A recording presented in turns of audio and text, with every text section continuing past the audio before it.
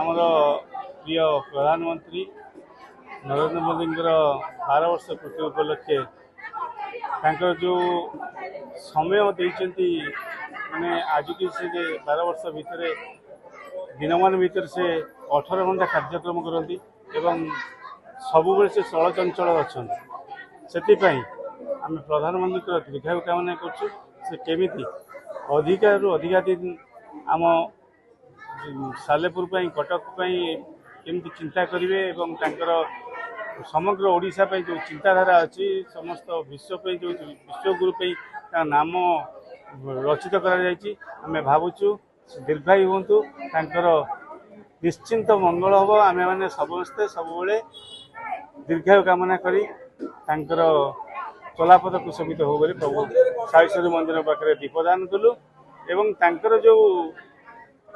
भाव अच्छी आम मान जो भल पाइबा अच्छे से भल पाइबा सब आम पाखे रो सब साईश्वरी माँ पाखे प्रार्थना कर।